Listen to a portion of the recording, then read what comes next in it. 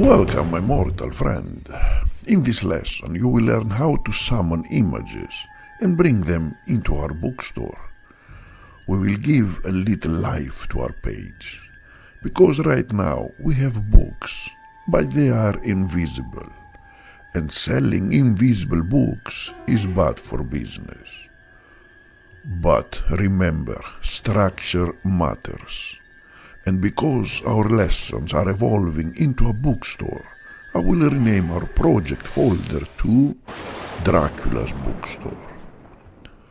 Now let us bring our images into the project. Beautiful, excellent images, but something feels out of place. This is chaos, madness, and I prefer structure and order. Therefore, I will create a folder named Images and imprison them inside it. They must never escape. Wonderful. Now it is time to open our bookstore project in the editor, and I will teach you how to summon these images into our page. We will start inside our header section. I will go above our main page title and I will summon the image element. It does not require a closing tag. It is a self-contained element. The image tag has an attribute named source. Inside our image folder, I have a file called bookstore.png. I want this image to appear in our header, so I set the value of source to the image's path. First, I type images, the folder where the image lives, and then the image name. This is called a relative path. A relative path always starts from where you are. I will explain in a future lesson relative and absolute paths. Now, the image tag also has an alt attribute. The alt attribute describes the image. It is useful for screen readers and search engines. Let us describe our image.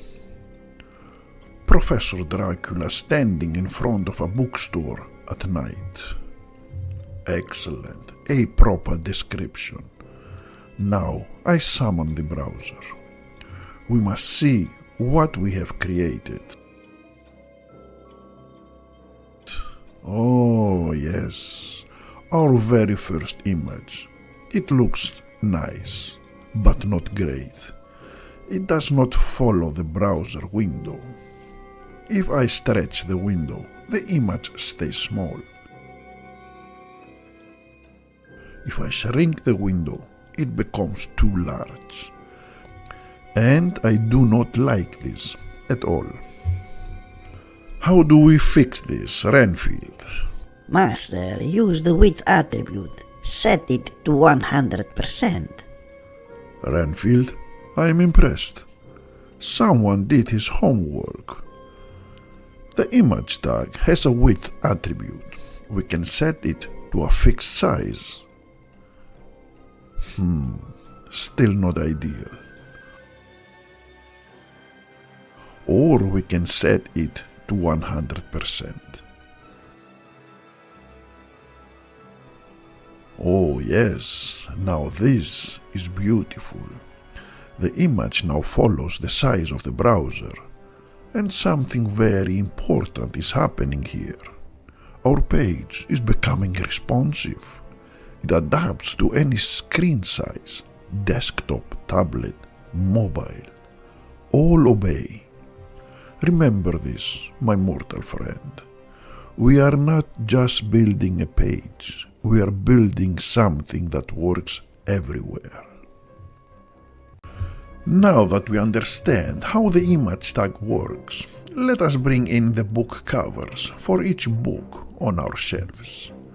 First, the cover for the HTML book.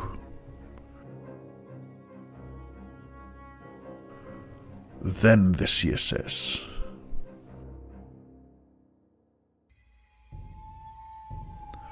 And finally, the JavaScript rituals. Let us see what the browser has to say. We face the same problem. The images are not displayed correctly. So I will use the width attribute again on each image. But this time I will set it to 300 pixels.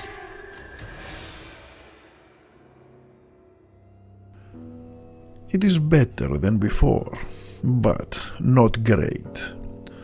Don't worry, we will make this website beautiful in the coming lessons when I introduce you to CSS. Be patient, my mortal friend.